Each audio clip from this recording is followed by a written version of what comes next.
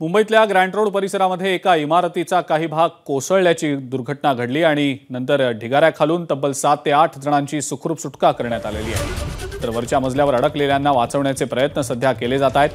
ही घटना घडल्याचं समजताच अग्निशमन दलाच्या जवानांनी तातडीने घटनास्थळी धाव घेतली आणि बचाव कार्याला सुरुवात केली। अग्निशमन दलाच्या जवानांनी या ढिगाऱ्याखाली अडकलेल्या 7 ते 8 जणांची सुखरूप सुटका केलेली आहे।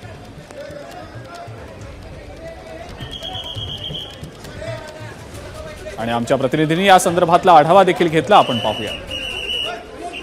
मुंबईत सकाळी ग्रँड रोड या ठिकाणची रुबिना मंजिल येथील इमारतीचा काही भाग कोसळल्याची माहिती मिळत होती। मात्र चौथा आणि तिसरा हा संपूर्ण जो फ्लोर आहे ही इमारतीचा भाग हा कोसळलेला आहे। इमारतीमध्ये अजूनही काही जण अडकल्याची माहिती मिळाल्यानंतर या ठिकाणी फायर ब्रिगेडचे जवान हे या ठिकाणी शर्थीचे प्रयत्न करताना आपल्याला पाहायला मिळत आहेत। आतापर्यंत 7 ते 8 जणांना या ठिकाणी बाहेर काढण्यात यश आलेलं आहे। त्यामध्ये 3 ते 4 जण हे जखमी असून त्यांना जवळील शासकीय रुग्णालयात उपचारासाठी दाखल करण्यात आलेले आहेत। फायर ब्रिगेडच्या जवळपास 4 ते 5 गाड्या या ठिकाणी दाखल झाल्या असून जो मलबा आहे हा आता साईडला केला जात आहे आणि मदत कार्य हे देखील युद्धपातळीवरती सुरू आहे।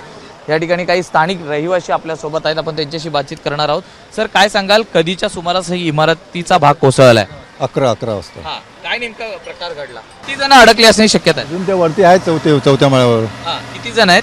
आता 20-25 जण सांगत होता, त्याच्याकडे फोन होता ना, तो कॉन्टॅक्टमध्ये होता त्याच्या, तो सांगत होता 20-25 जण आहेत म्हणून। आता तिकडनं पाठीमागून काढलं, 2-3 उतरवूयात, आता अजून चालू आहे त्यांची।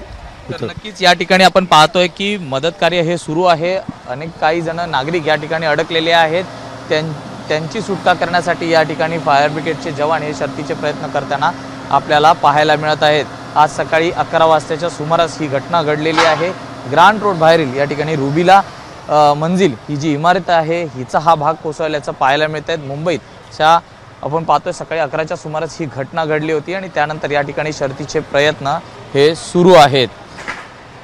व्हिडिओ जर्नलिस्ट अजित कदमसह मी सूरज सावंत, एबीपी माझा, मुंबई। एबीपी माझा, उघडा डोळे बघा नीट।